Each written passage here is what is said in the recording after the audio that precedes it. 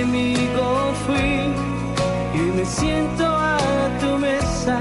Gracias, Cristo.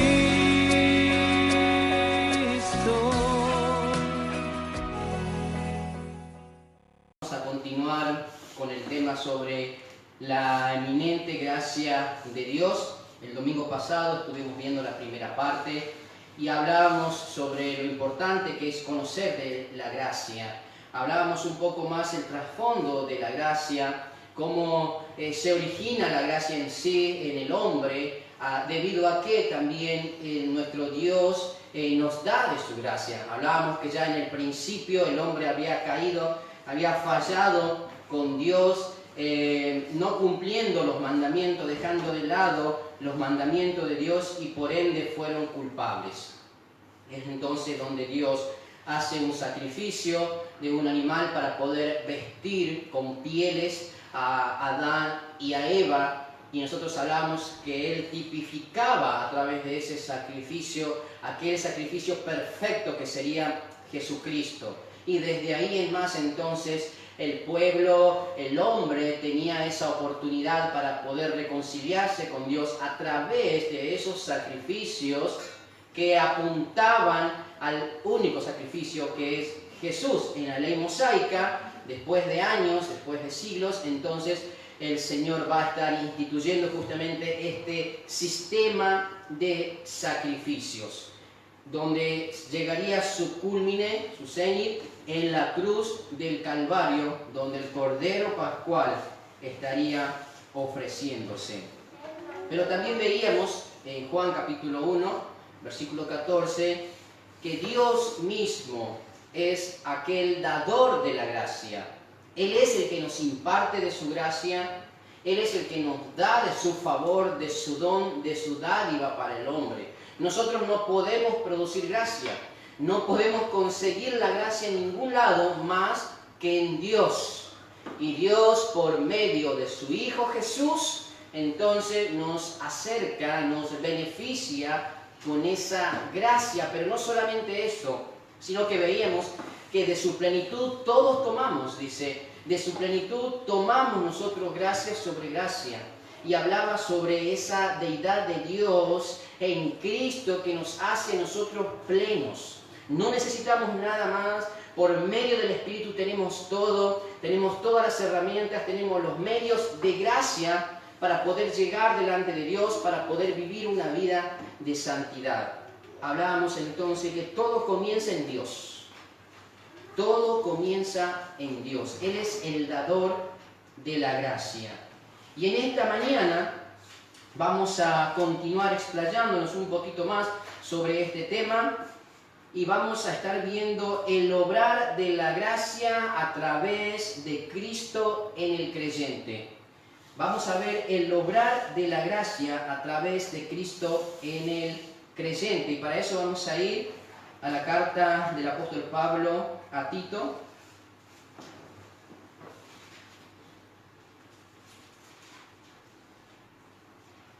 La epístola del apóstol Pablo a Tito, un siervo de Dios, consiervo también podríamos decir de Pablo, ¿no? A quien Pablo también estimaba y amaba mucho, a quien también Pablo le llama hijo en la fe, ¿no? Hijo en la común fe, como podemos ver en Tito 1:4. Pero nuestro texto va a ser Tito capítulo 2, versículo 11 en adelante. Ahora, del versículo 1 al versículo 10 es el contexto donde nosotros deberíamos entender un poquito para poder así tener un mejor panorama de los versos que vamos a ver. Pero solamente nos vamos a explayar y nos vamos a concentrar en el verso 11 al verso 13. Va a ser nuestro texto en el día de hoy. Tito le escribe a diferentes clases de personas que deberían estar siendo prudentes, deberían estar vigilando, deberían estar dando testimonio, deberían estar siendo sumisos, y hablaba, por ejemplo, a las ancianas, a los ancianos para que sean sobrios en el versículo 2, también a las ancianas, para que sean reverentes, en el versículo 3, a las mujeres jóvenes, que debían ser enseñadas por las ancianas, en el verso 4, que debían ser prudentes, castas, cuidadosas de su casa, buenas, sujetas a sus maridos, para que la palabra de Dios, dice, no sea blasfemada. También el verso 6 nos habla de que Él exhorta a sí mismo, dice, exhorta a los jóvenes a que sean prudentes. Pero también vemos en los versos 9 en adelante que exhorte a los siervos, aquellos que estaban en servicio o siendo esclavos también, no tenían amos sobre ellos, sobre sujeción en ellos. Bueno, Pablo también le escribe a los esclavos, a los siervos, para que se sujeten a sus amos, para que den testimonio correcto delante de sus amos. Entonces vemos esta clase de grupos: ancianas, jóvenes, mujeres, jóvenes, varones también podríamos decir, a los ancianos también, hablando también a los siervos, a los que trabajan, a los esclavos, diferentes clases de grupos a los cuales Pablo le dice a Tito que él estuviera haciéndose cargo y llevando la palabra, aconsejando, exhortando, animando, etc. Bien, vamos al versículo 11 en adelante, y esto es lo que nos dice el apóstol Pablo sobre el tema de hoy. Porque la gracia de Dios se ha manifestado para salvación a todos los hombres, enseñándonos que, renunciando a la impiedad y a los deseos mundanos, vivamos en este siglo sobria, justa y piadosamente, aguardando la esperanza bienaventurada y la manifestación gloriosa de nuestro gran Dios y Salvador Jesucristo, quien se dio a sí mismo por nosotros para redimirnos de toda iniquidad y purificar para sí un pueblo propio, celoso de buenas obras. Vamos a orar. Te damos las gracias, glorioso Señor, que tú nos regalas esta mañana, este día más de vida, Padre, para adorarte, para exaltarte.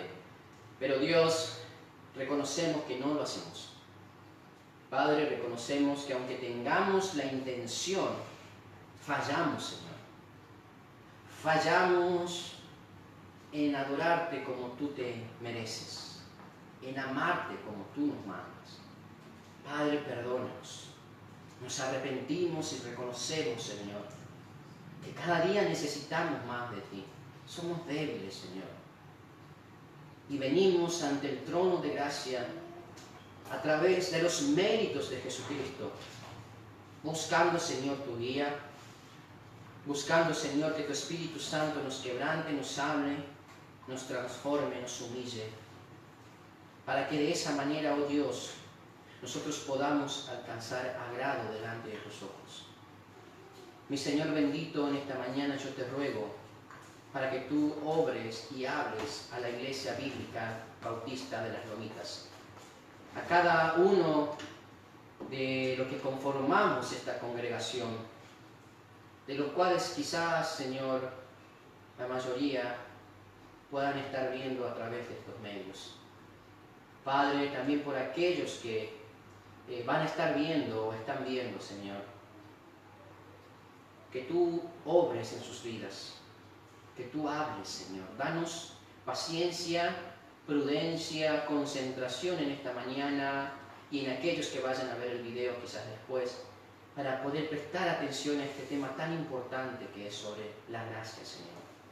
Y ruego que tú nos hables, que tú nos quebrantes, Señor, que tú saques toda predisposición de antemano, oh Dios, de querer anteponer nuestra mirada, nuestra voluntad y nuestros pensamientos a lo que tú nos quieras decir. Y seas tú obrando en nosotros. Padre, te ruego, guíame. En el nombre de Jesús. Amén y amén. Bien, hermanos, vamos a empezar entonces. El pastor, autor también de varios libros, John MacArthur, él dice sobre el tema de la gracia: la gracia redentora de Dios por medio de Jesucristo consiste en salvar a los hombres de la corrupción y condenación del pecado, el pecado que debilita y aplasta la vida humana, que separa a los pecadores de un Dios santo y que persiste en la humanidad no redimida como una enfermedad incurable y fatal. Eso es lo que es el pecado, pero es de donde Dios nos ha librado por medio de su gracia redentora. En estos tiempos donde se habla mucho, donde se especula mucho, donde se opina mucho, y por supuesto referido a lo que es esta pandemia, hay situaciones donde nosotros debemos asentar nuestra cabeza y poder ver que la soberanía de Dios está sobre todo. Pero a la vez, en su soberanía Dios va a permitir situaciones, ya sea anunciando su segunda venida o solamente para despertar a la iglesia de su comodidad y poder predicar y poder vivir en santidad, y también para aquellos corazones que están atribulados y encarcelados en el pecado y en condenación, poder a través de todo esto, estos sucesos, liberarlo. Ahora Dios no necesita una pandemia para poder hacerlo, no la necesita, pero ahí está la providencia de Dios. Él provee los medios para su propio gusto y propósito y soberanía. Y es importante entender todo este panorama para que nosotros entendamos también la gracia. Porque Dios en su gracia general, le podríamos decir, o gracia común, hace salir el sol sobre buenos y malos, hace caer la lluvia sobre justos e injustos, y permite que sus hijos puedan llevar el Evangelio a aquellos que no lo conocen. Quizás no lo reciban, pero en un sentido están recibiendo una cierta clase de gracia común que no lo salva, no es salvífica, pero sí que anuncia quién es Dios. Entonces, en esta mañana lo que vamos a ver es el obrar de la gracia a través de Cristo en el creyente. Dios ya nos salvó, como veíamos el domingo pasado, y ahora también vamos a tocar un poco más en el primer punto, que es la gracia de Dios en Cristo nos salvó. Número 1, la gracia de Dios en Cristo nos salvó, como dice el verso 11, porque la gracia de Dios se ha manifestado para salvación a todos los hombres. Esa gracia bendita de Dios se manifiesta para salvación.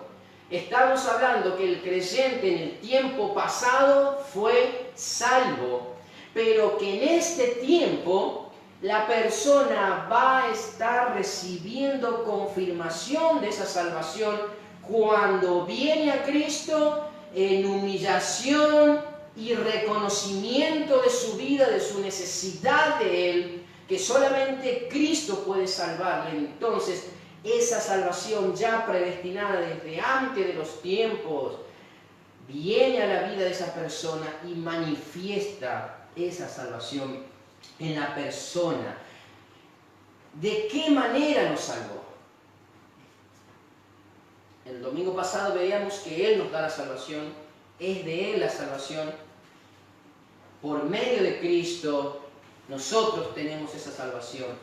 Pero ¿de qué manera nos salva? Bueno, nos dice el verso 11, porque la gracia de Dios se ha manifestado. La palabra gracia ya hemos estudiado que significa cari, significa carisma, tiene que ver con un don, tiene que ver con un favor de Dios que no merecemos, tiene que ver con un obrar de antemano de Dios en favor de aquellos que no merecen esa gracia. La gracia tiene que ver que Dios dio el primer paso hacia el creyente y no el hombre hacia Dios. Dios se encarga de venir al hombre y de mostrar misericordia y de su gracia para salvarle, y el hombre es el receptor.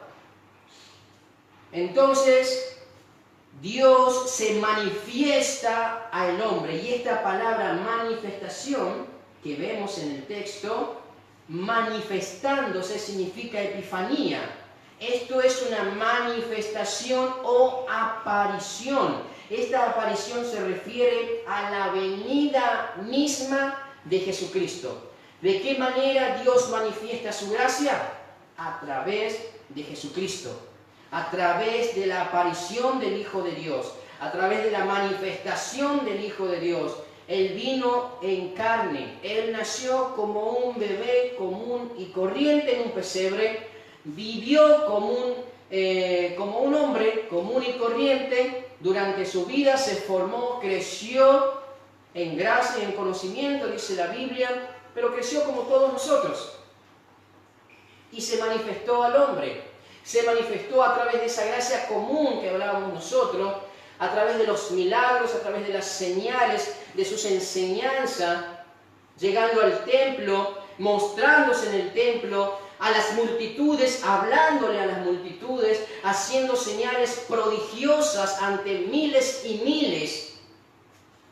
Jesucristo se manifestó de diferentes maneras, al punto que nos dice Juan capítulo 2, versículo 23 en adelante, que Él a través de sus señales se manifestaba y las personas creían en Él. Pero dice la Biblia que Jesús no se confiaba en lo que ellos creían.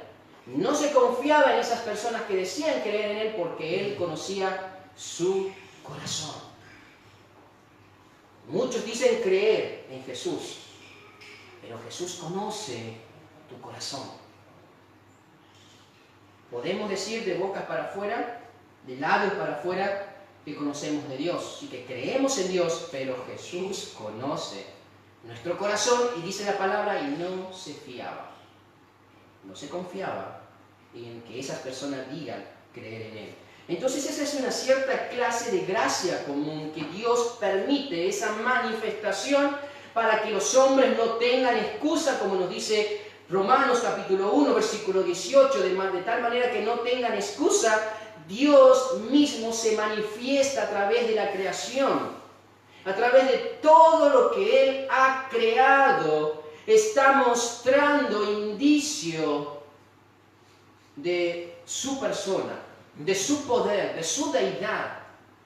Y las personas no van a tener excusa, porque a través de la creación, a través de todas las cosas que Él ha hecho, la persona debe ser movida a buscar a ese Creador. Ahora, esa clase de creencia no salva a nadie. Saber que hay un Dios, saber que existe un Dios que creó todas las cosas, no nos salva. Pero permite que Dios tenga su misericordia y nos muestre a Cristo para ser salvo. Y aquí entramos en la manifestación esa especial, que solamente es para quienes creen en Él. A los suyos vino y los suyos no le recibieron, nos dice Juan 1:11, hablando del pueblo judío, pero también hablando de la gente en sí en general. Cristo vino y el hombre lo rechazó.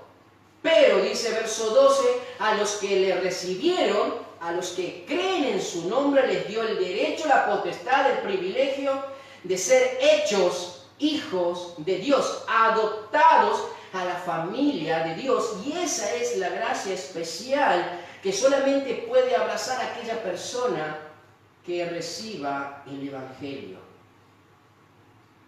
Es en ese punto entonces que vemos esta manifestación de Dios, esta aparición del Hijo del Hombre, que vino como la luz del mundo, manifestando, brillando, irradiando salvación.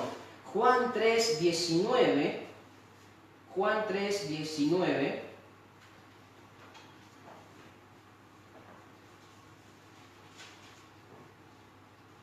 Juan capítulo 3, versículo 19. Quiera Dios que a través de estos textos y de lo que estamos hablando, podamos abrir nuestro entendimiento y nuestro corazón para que Dios pueda obrar. Y no sea algo tedioso, algo que nos aburra y nos canse, Versículo 19 dice la Biblia, y esta es la condenación. Escuchemos bien la palabra del Señor, y esta es la condenación, que la luz vino al mundo. ¿Quién es la luz? Jesucristo. Vino al mundo, manifestó, se manifestó. Está hablando de una manifestación. Vino al mundo. Y los hombres amaron más las tinieblas que la luz, porque sus obras eran malas. Los hombres no amaron a Jesús, no amaron esa manifestación, sino dice que se amaron a sí mismos. ¿Y por qué rechazaron a Cristo? Porque ellos amaban sus obras, y sus obras eran malas.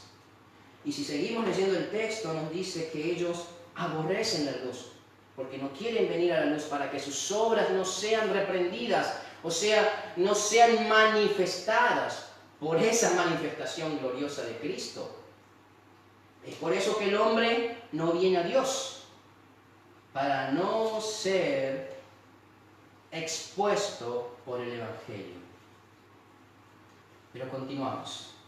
Esta gracia ha penetrado nuestra tiniebla, nos dice William Hendrickson, ha penetrado nuestra tiniebla moral y espiritual. Solamente la gracia de Dios puede hacer eso.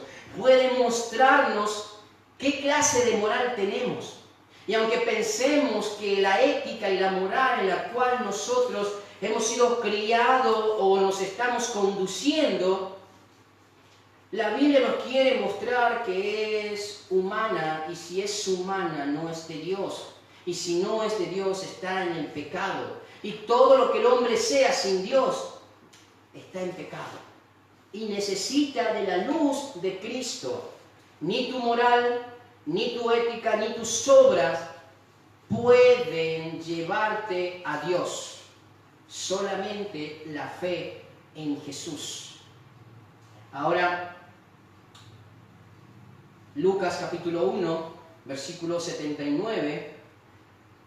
El Evangelio de Lucas, capítulo 1, versículo 79, nos dice la palabra del Señor. Lucas 1, 79. Si nosotros leemos el texto, el versículo, es la profecía de Zacarías, para poder entender mejor, ¿no?, lo que Zacarías estaba anunciando sobre el Mesías. Y dice así, versículo 79, que Cristo viene para dar luz a los que habitan en tinieblas y en sombra de muerte, para encaminar nuestros pies por caminos de paz. Él viene a manifestar su luz, su salvación, a aquellos que habitan en tinieblas. Entonces el hombre hoy en día habita en tiniebla.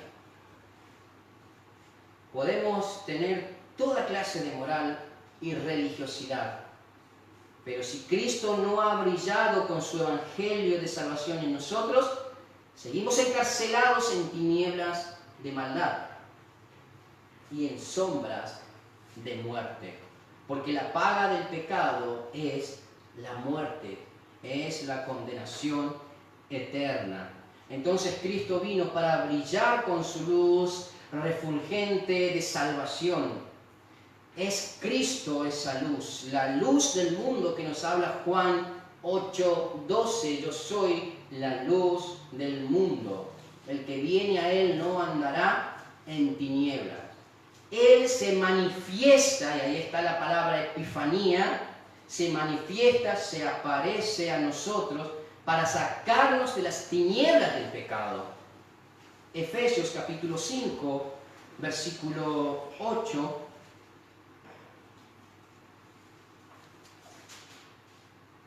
Efesios capítulo 5, versículo 8. Porque en otro tiempo erais tinieblas, antes de que Cristo venga a tu vida, vivíamos, ¿en qué dice? En tiniebla. Mas ahora sois luz en el Señor. Andad como hijos de luz. Cuando Cristo se manifestó a nuestra vida, nos dio de su gracia. Entonces, ¿qué nos hizo?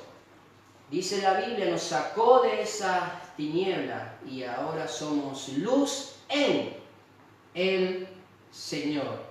Al manifestarse esta gracia en Cristo, y esto es interesante, cuando se manifiesta esa gracia en Cristo, en nosotros, Él nos salvó de, podríamos decir, Él nos salvó por Dios, Dios por medio de su Hijo nos salva, Dios el Padre es que nos salva a través del sacrificio de Jesús. Entonces nos salvó por Dios, por su propia voluntad y designio, pero a la vez nos salva de Dios, ¿no? Somos salvados por Dios y somos salvados por ese mismo Dios, de ese mismo Dios, ¿no?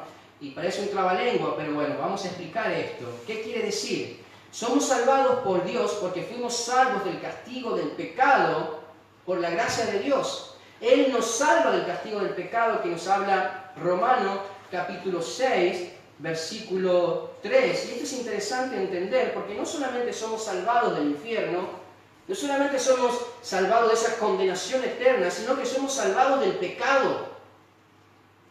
El castigo del pecado, el dominio del pecado. Somos salvados del dominio del pecado. El pecado es el rey, el pecado es el señor del hombre, y por ende el hombre va a tener la consecuencia que se merece, el castigo del pecado, que es el infierno eterno. Entonces dice la Biblia que Dios nos salva de ese castigo del pecado. Romanos 6:23, porque la paga del pecado, ya lo hemos dicho, es la muerte. Y ahora también Dios nos salva de la esclavitud del pecado.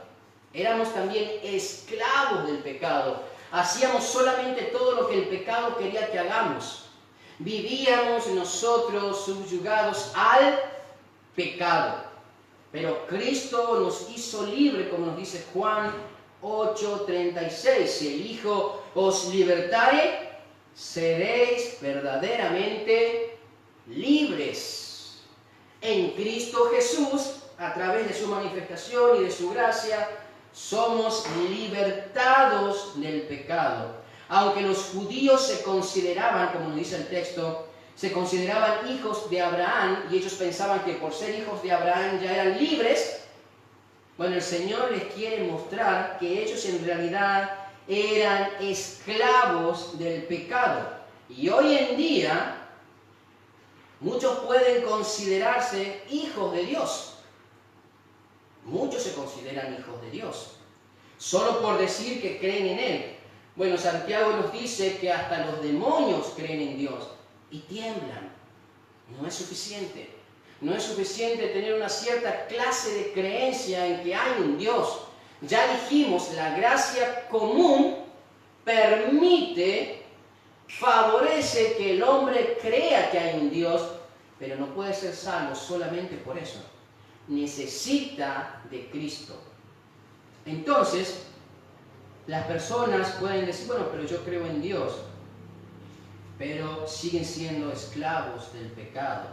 O muchos pueden decir también, bueno, pero yo crecí en un hogar cristiano, o vivo en un hogar cristiano, o por el solo hecho de ser una creación de Dios. ¿Cuántas veces hemos escuchado decir a las personas, bueno, pero yo soy creación de Dios, soy hijo de Dios, Dios me ha creado, fui hecho a su imagen y semejanza?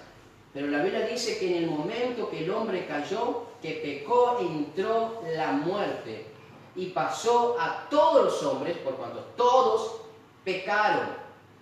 Y esa muerte está hablando de una separación entre Dios y el hombre por causa de su falta. Entonces, el hombre sigue en condenación, sigue en prisiones de maldad, hasta que Jesús los haga verdaderamente libres. Dios, por medio de Cristo, nos favorece. Dios, por medio de Cristo, nos favorece.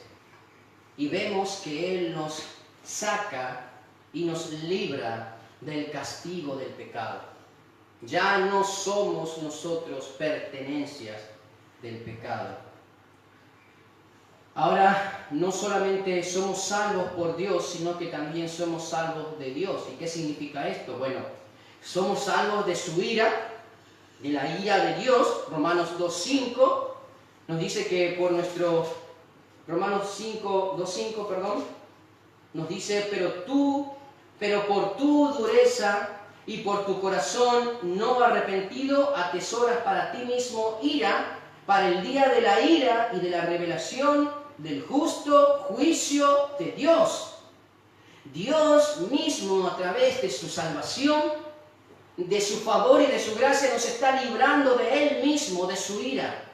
El hombre está atesorando todo el tiempo, acumulando ira sobre ira y sobre ira, hasta que el Hijo los liberte. Ellos seguirán acumulando la ira. Y si no son liberados por el Hijo, por Jesucristo, llegará ese día, en su segunda venida, que ya no habrá más oportunidad. Y nos dice la palabra de Dios, la revelación del justo juicio de Dios, donde en ese momento se derramará, como podríamos decir, sobreabundará en esa persona la ira. Entonces somos salvos de la ira de Dios.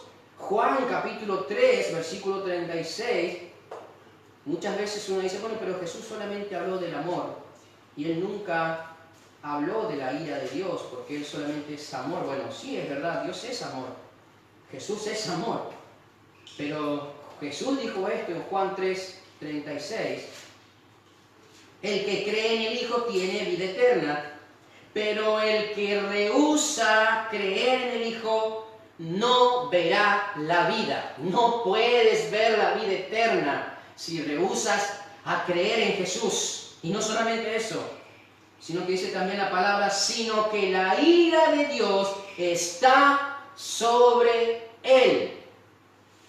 Qué interesante que no dice estará sobre él en el juicio final, sino que está sobre él. Ya desde que el hombre nace con pecado y la ira de Dios está sobre esa persona.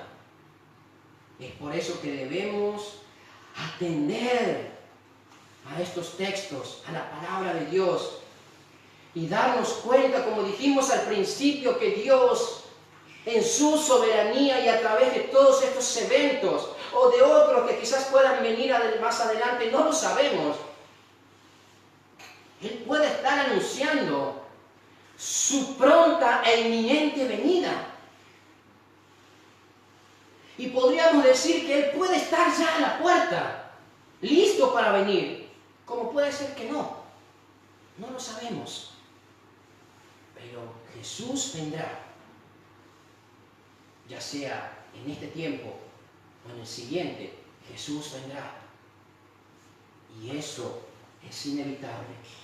Y la Biblia nos dice que aquella persona que rehúsa a creer en Él, no verá la vida, sino que la ira de Dios está sobre él. Entonces Dios mismo nos libra de su castigo, de su ira, nos libra de su furor. Mateo 10, 28, Mateo 10, 28 nos dice la palabra del Señor. Dice, no temáis a los que matan el cuerpo, mas el alma no pueden matar. Hablando de las personas.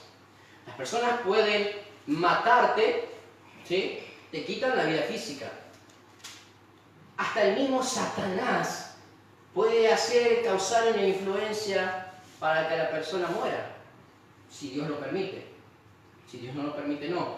Pero el punto es que dice, y no temáis a esas clases de personas que matan el cuerpo, mas el alma no puede matar. Pero acá dice algo interesante, temed más bien a aquel que puede destruir el alma y el cuerpo en el infierno. ¿Y de quién está hablando? No del diablo, sino de Dios. Teman a Dios, porque Él puede destruir tu alma y mandarte al infierno. Entonces, Dios nos libra de ese castigo. Y Hebreos 10:31 es aún más duro. Hebreos 10:31 nos dice la palabra del Señor: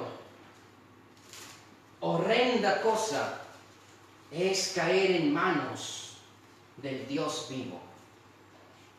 Horrenda cosa, dice. Y esa palabra horrenda significa foberos en el original, que tiene que ver con aterrador, con algo temible, pero también con algo espantoso. Entonces nos dice que es espantoso, es terrible, es horrendo caer en las manos de ese Dios vivo. Y está hablando de la ira de Dios. Esta salvación no es producto de nuestras obras.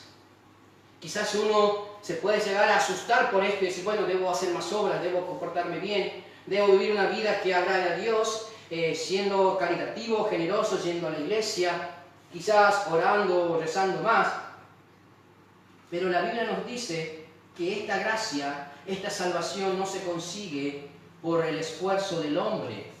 Y Tito, justamente donde estamos, Tito, pero capítulo 3, versículo 5, nos dice la palabra del Señor que Él nos salvó no por obras de justicia que nosotros hubiéramos hecho, ¿no?, sino por su misericordia, por el lavamiento de la regeneración y por la renovación en el Espíritu Santo, por su misericordia, porque Él quiso hacerlo, no por nuestra obra de justicia.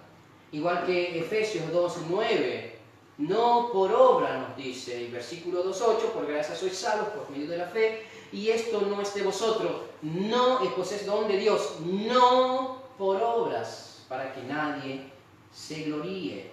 Entonces, claramente la palabra vez tras vez, como en Romanos también 3:20, también nos dice la palabra del Señor, ya que por las obras de la ley ningún ser humano será justificado delante de Él, porque por medio de la ley es el conocimiento del pecado. La ley me va a estar mostrando mi condición, pero no me puede salvar. Yo no puedo ser salvo por obedecer la ley, porque no puedo obedecerla por completo. Entonces, solamente por la gracia de Dios, por su favor, por su misericordia, por su don inefable que es Cristo, que se ha manifestado, como estamos viendo, podemos alcanzar esa gracia. La gracia que no merecíamos fue derramada sobre nosotros al ser libación primero en la cruz. Primero Cristo debía ofrecer su vida en la cruz para que de esa manera pudiera darnos de su gracia. Ahora, el texto nos sigue diciendo y nos dice que Él se manifestó para salvación y nos dice a todos los hombres, ¿no? Y si nosotros tomáramos esta palabra solamente tal cual como dice, podríamos llegar a caer en el error herético de pensar que esto habla de una salvación universal. ¿Qué quiere decir eso? Que todas las personas por todos los tiempos son salvos solamente porque Cristo murió en la cruz y nada más. Cosa que no es así. Jesús sí murió en la cruz por nuestros pecados, Jesús sí murió en la cruz por los pecados del hombre, pero eso no significa que solamente porque Él murió ya todos somos salvos. Bueno, esto no habla entonces de una salvación universal, en el sentido de que solo por ser una creación de Él ya somos salvos. Juan, capítulo 3, un texto muy conocido, Juan, capítulo 3, versículo 16, porque de tal manera amó Dios al mundo. Y ahí uno puede decir, ¿ves? Ahí está, todos los hombres, al mundo por completo. Pero el texto sigue, porque de tal manera amó Dios al mundo, y acá vemos lo que sucedió, que ha dado a su Hijo unigénito, ¿para qué? Para que todo aquel que crea no se pierda, mas tenga vida eterna. Pero ¿cuál es la diferencia acá? Esa palabra aquel.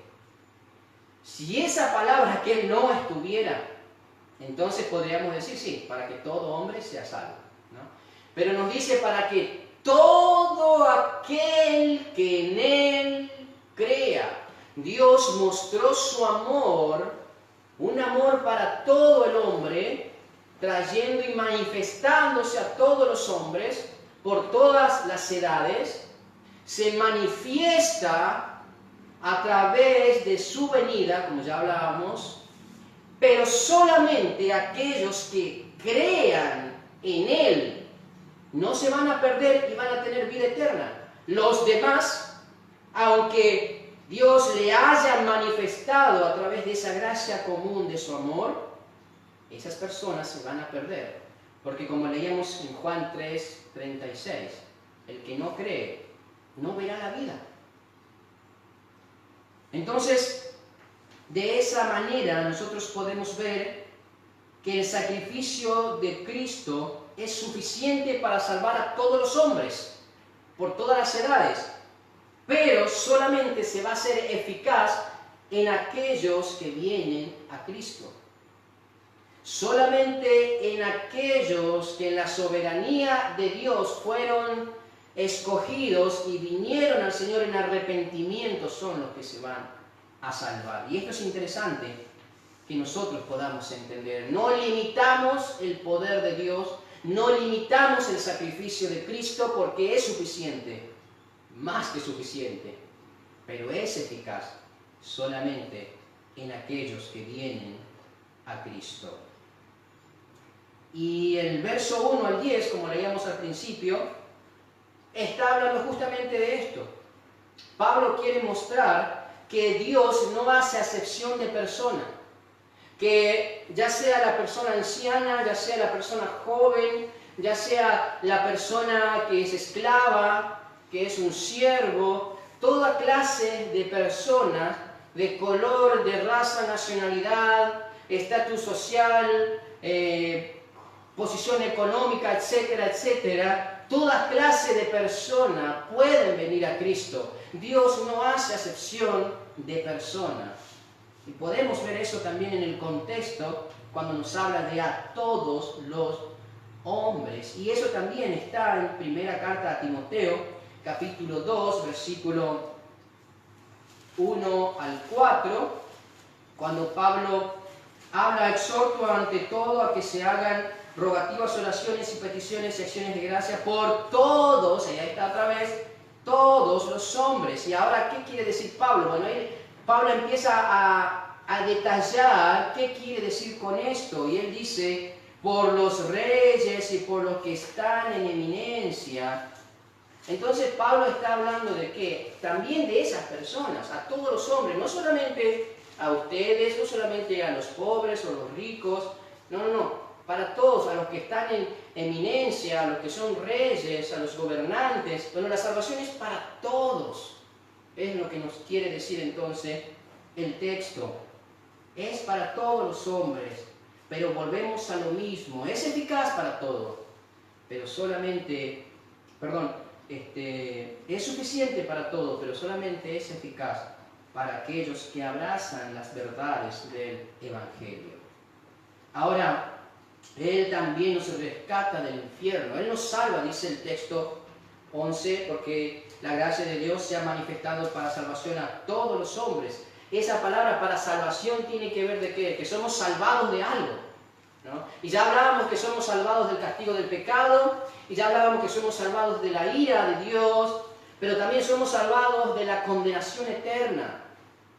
Esa condenación eterna donde el hombre va a pasar, como dice Marcos capítulo 9, versículo 44, es el infierno donde el gusano de ellos no muere y el fuego nunca se apaga, haciendo una referencia el Señor Jesús a un lugar donde comúnmente el fuego no se apagaba en el tiempo del Señor Jesucristo. Podemos decir como en este tiempo sería un basural, ¿no? Donde todo el tiempo está prendido y donde se tiran los cadáveres de los animales y la basura, etcétera, etcétera. Ahora, el Señor nos quiere mostrar, también hacer referencia a que ese infierno va a ser terrible, y en ese infierno, dice, es el destino cierto, no incierto, sino que cierto e ineludible de aquellos que mueren en sus pecados sin haber sido perdonados, sin haber recibido la gracia de Dios, ¿no? Es de esa realidad terrible que la gracia soberana y suprema de Dios trae salvación eterna a quienes depositan su confianza en el Hijo Jesucristo. Y la pregunta es, ¿en quién o en dónde está tu confianza? ¿En quién o en dónde está tu confianza? Es importante que podamos meditar cómo estoy confiando en Dios, de qué manera lo hago, dónde está realmente mi confianza cuando suceden todas estas circunstancias y, como decíamos al principio, muchas clases de opiniones, muchas clases de pensamientos que nos llevan a solamente a prestar atención muchas veces en estos sucesos, pero también nos deben llevar a prestar atención cómo estoy con Dios, cuál es mi relación con Dios, porque el juicio de Dios vendrá y dice que empezará primero por nosotros. Pero es necesario que vayamos a Cristo. Es necesario que creamos en ese Cristo, en ese único dador de la gracia, en ese único merecedor de toda gloria. Debemos ver dónde estamos parados, dónde está realmente nuestra fe. Decimos que hemos creído en Dios, pero la pregunta es, ¿estamos viviendo de acuerdo a esa creencia? Porque si yo no estoy viviendo de acuerdo a lo que digo creer, me puedo estar engañando. Dos puntos que siguen hablando sobre la gracia de Dios en Cristo que nos capacita y también la gracia de Dios en Cristo que nos glorificará. Son dos temas para seguir tratando. Dos temas muy importantes que lo vamos a dejar para el próximo domingo, para ir desarrollándolo de a poco por el tiempo y porque hay mucho para abarcar todavía. Y no quiero hacerlo rápidamente y no quiero abordarlo solamente muy superficialmente. La gracia de Dios en Cristo nos capacita. No solamente nos salva, no solamente nos saca y nos libra del castigo del pecado, sino que nos capacita ¿para qué? Para poder enfrentar el poder del pecado en el creyente. Porque el poder del pecado, el pecado mismo, aunque ya no es nuestro Señor, aún sigue influenciándonos. Y lo será hasta aquel día glorioso en que Cristo Jesús nos transforme a su imagen. Entonces, este tema lo vamos a dejar para el domingo que viene, pero quiero que podamos meditar, hermanos y amigos, aquellos que estén a través de las redes sociales, podamos meditar en esta gracia salvífica de Dios, pero también en esta gracia común. Y vamos a leer un texto más antes de terminar. Vamos a ir a Romanos, capítulo 1, versículo 18. Romanos, capítulo 1, versículo 18. Y dice el texto: porque la ira de Dios se revela desde el cielo contra toda impiedad e injusticia de los hombres que detienen con injusticia la verdad. Dios derrama su ira contra todas estas clases de personas que rechazan al Señor. Ahora, el texto sigue diciendo, versículo 19, porque lo que de Dios se conoce, le es manifiesto, pues Dios se lo manifestó, y estamos hablando de la gracia común. Porque las cosas invisibles de Él, su eterno poder y deidad, se hacen claramente visibles desde la creación del mundo, siendo entendidas por medio de las cosas hechas, de modo que no tienen excusa. No hay excusa y no habrá excusa en ese día final. Porque Dios, a través de su creación, ha estado hablando al hombre a través de las enfermedades, de las pestes, de las guerras, de los cataclismos y de toda situación que sucede en el mundo. A través de todos los tiempos Dios ha estado hablando y lo sigue haciendo. Pero también a través de su belleza, de su creación hermosa, la cual el hombre puede contemplar y maravillarse. Dios está diciendo: yo soy el Creador. Y esa gracia común nos estará llevando a esa gracia especial. Versículo 17. Porque en el Evangelio la justicia de Dios se revela, y nuevamente la palabra revelarse, se revela por fe y para fe, como está escrito: mas el justo por la fe vivirá. Esa gracia común te llevará a esa gracia especial que es Cristo Jesús, la manifestación de la gracia, que puede abrazar todo aquel que venga en él, en arrepentimiento, en quebrantamiento y en reconocimiento de su Salvador. Vamos a orar.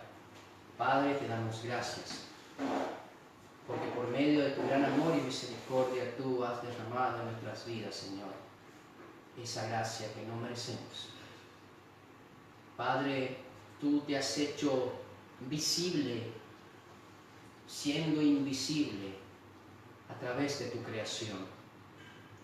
Señor, el hombre puede contemplar que hay alguien más allá, que hay alguien supremo que tiene el dominio sobre todo, que tiene el control absoluto sobre todo. Padre, nada ni nadie, oh Dios, puede causar un desorden cósmico sin que tú no lo permitas. Este mundo seguirá, Señor. No habrá ningún meteoro, ningún asteroide, ni nada que lo destruya. Hasta que tú, oh Dios, no te manifiestes, este mundo seguirá adelante.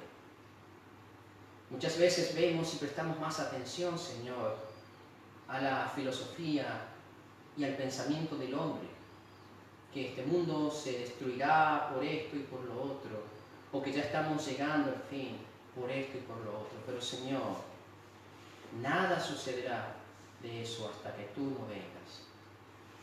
Padre, y en estos tiempos de crisis mundial, oh Dios, a pesar que la economía está mal, a pesar que la pandemia, oh Dios, pueda crecer y uno tenga miedo de poder contraer, Señor, ese virus. Oh Dios, ayúdanos a poner nuestra confianza en ti, no para ser librados solamente de eso, sino primeramente para ser librado, Dios, de ese día terrible, como dice tu palabra, cuando tú vengas, Señor, con gran poder y gloria. Oh mi Dios, quizás esta pandemia, quizás todos estos sucesos, quizás todo lo que está atrás de todo esto, pueda estar anunciando, Señor, tu venida. No lo sabemos. O quizás falten años y años, no lo sabemos. Pero, Dios, podemos ver en las Escrituras que aún los apóstoles ya en ese tiempo esperaban tu venida, Señor, por las cosas que sucedían.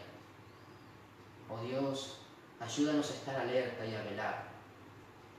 Ayúdanos a velar, porque un día tú vendrás y la pregunta es: ¿cómo nos encontrarás? Te damos gracias, porque primeramente podemos ver esto, que la gracia de Cristo se ha manifestado para salvación a todo aquel que cree en él.